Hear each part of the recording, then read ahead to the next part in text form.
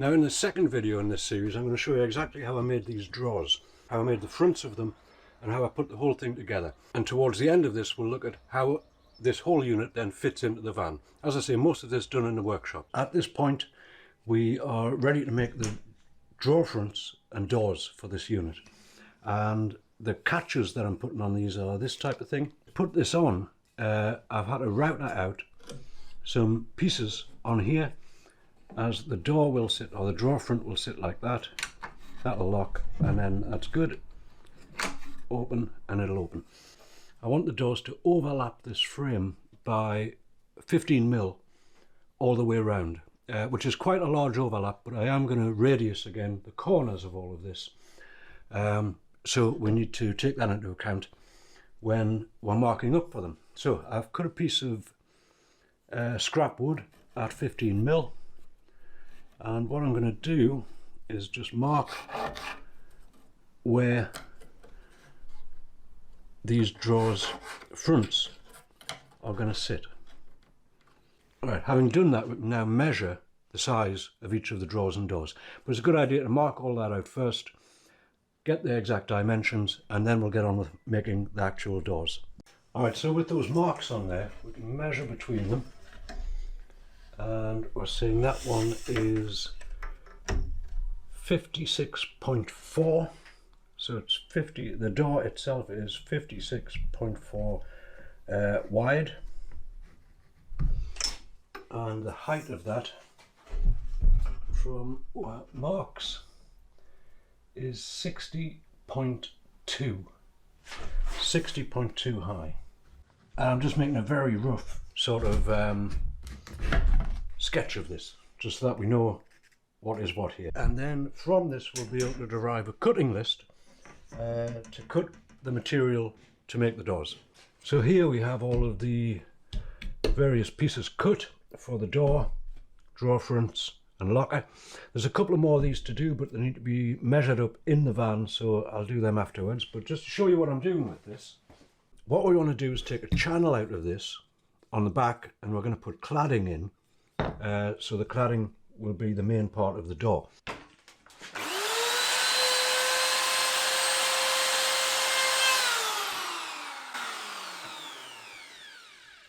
Always a good idea just to check this first. So I'm doing this on just a little piece of scrap. The cladding is going to go in there, and I've got a nice flush finish there, and there's plenty here to secure the cladding onto the door.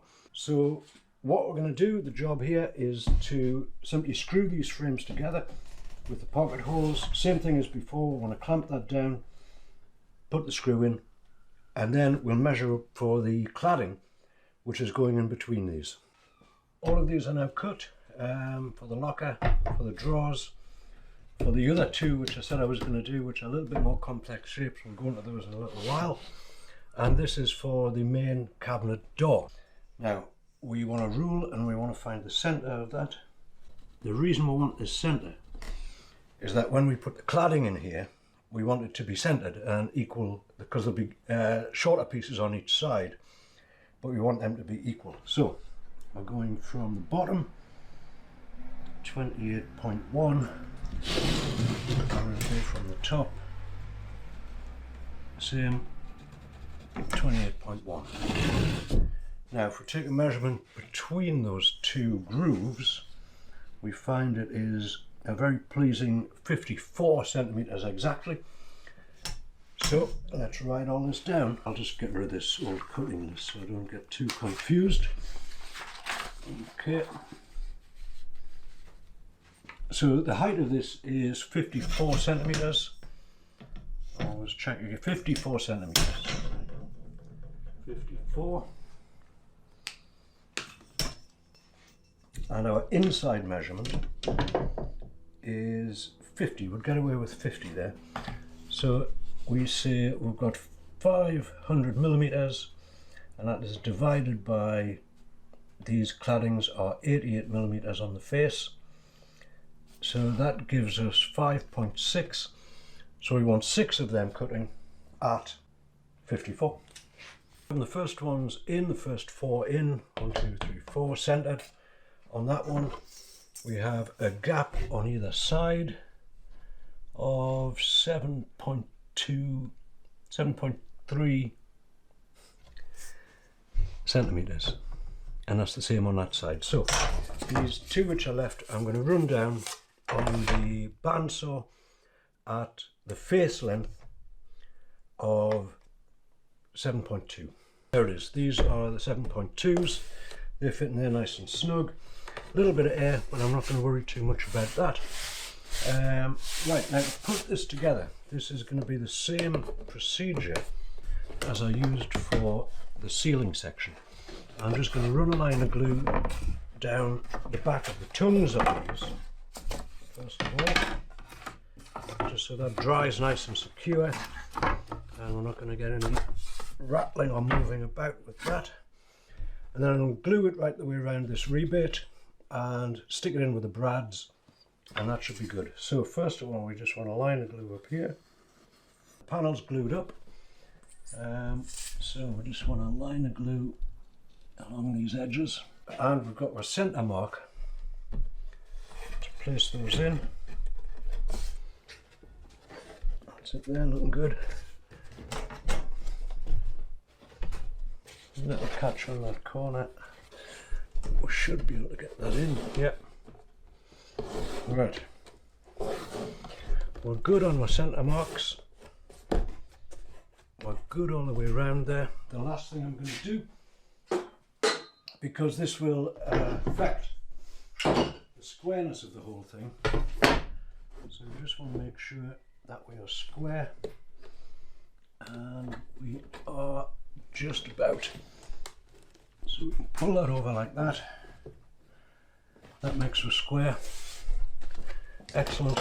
Now we just want to put a couple of brads through each one of these, so there's no danger of them doing any cupping or anything like that in the future. That's our door almost complete. A couple of more things to do with it. Obviously I'm just going to clean this glue up. Any of the glue which has come through there, we'll clean that up. Now we have all of these put together in the right way, and what we're going to do is just radius each of the corners, because as I say, the theme in this van is the radius corner. This is for the battery box. That's going to go just over the back seat, the passenger seat, and the battery box will be behind here. So again, we're going to take these corners off. This time I'm using this precise instrument.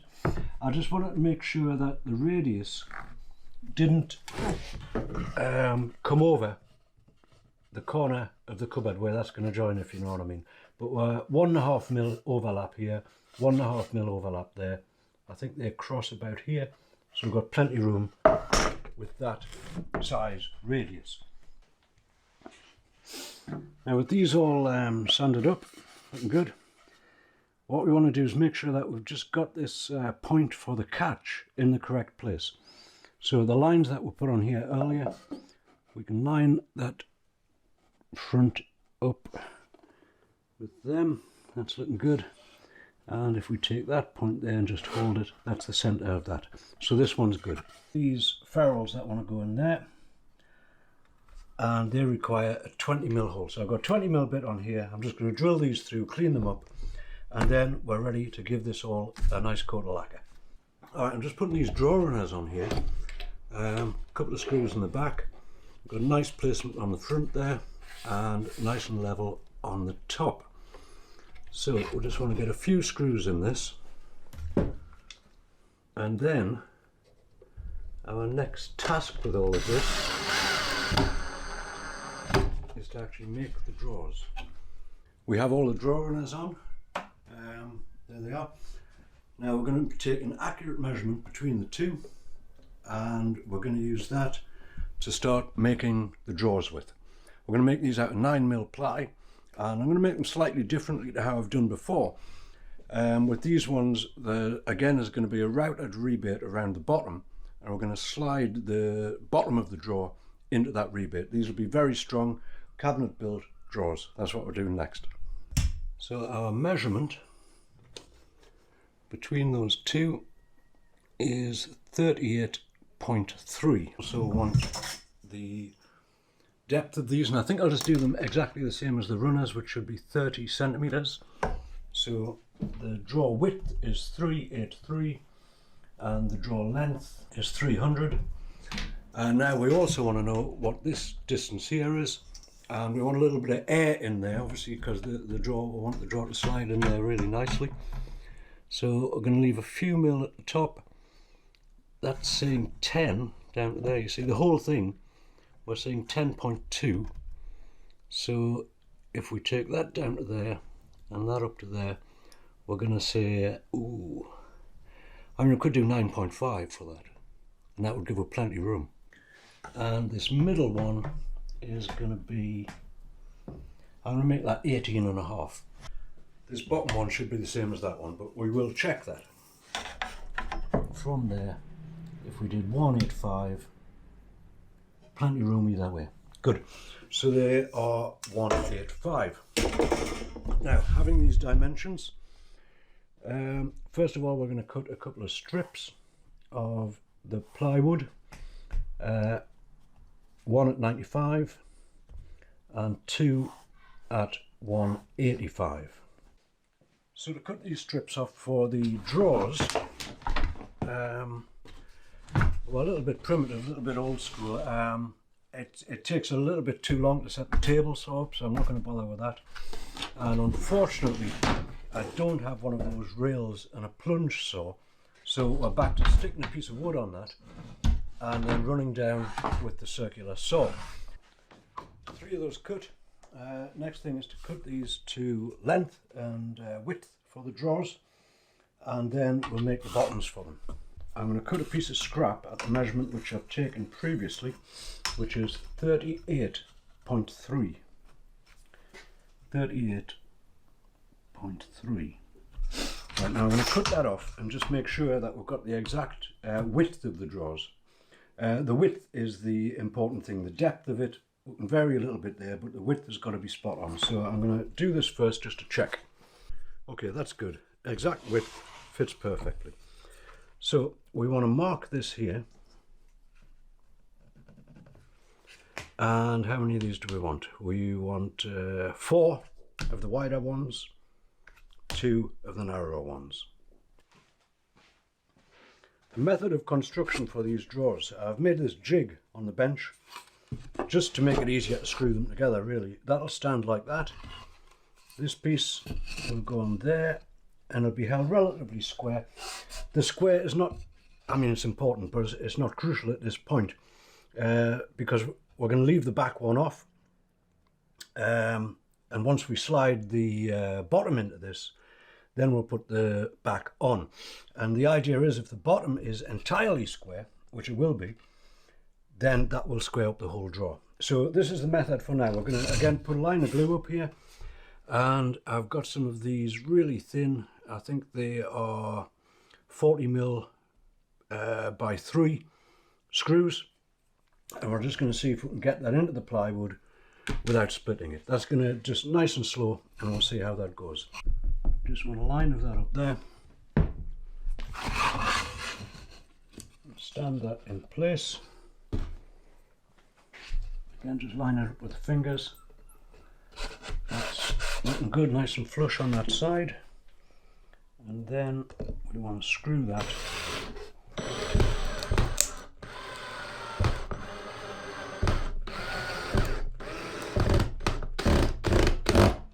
into there. And the same with the bottom one.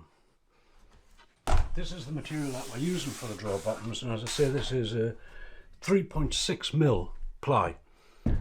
So we want to be 290 in from this side.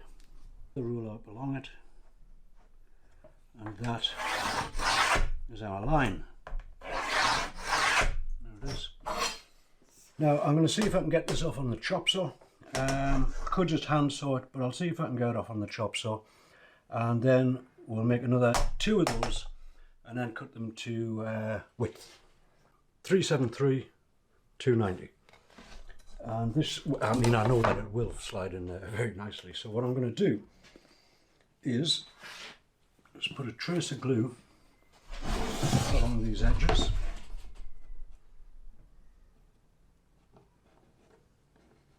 And then this, the drawer bottom, should slide into there and be a nice tight fit. That's it there. Now, last thing to do with that is take the other side of it, and again we're going to put a line of glue up here. That one will sit on there like that. It's all good. And again I'm going to flip this over onto a little jig here to put the last screws into it. And that's for drawer. As I say, that's all looking good. Check for square on the inside, and we're good with that. Right, so I'm just going to clean a little bits of glue off that, do the other two of them, and then we'll get the rails on here and see how they fit in the unit. And that being that, if everything has gone according to plan, and if our measurements have been precise and correct, then that drawer should slide in there nicely, which it does, and that's a nice flush finish on there. That's nice, I like that. Alrighty, so there's the drawers. They all seem to be working just fine, like this, and they're coming out full length of the cabinet. Now, just before we fit these drawers, the last thing we want to do with them is put these catches on. Now, these have had a couple of coats of lacquer at this point.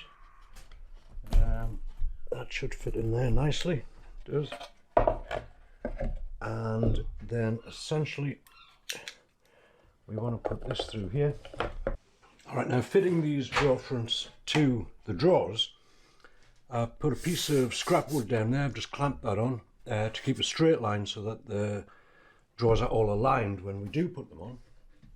And we've got our marks here, which are the 15mm marks that we put on earlier. Now, I suspected that this drawer may need a little cutout in order to accommodate the catch, and I've done that also. So the next thing to do would be just to fit the door in place, sorry, the drawer front in place, get it on that line, get it nice and square that way. I'm just going to put a clamp on that to keep it in place, and we'll put another one over here just to keep it square.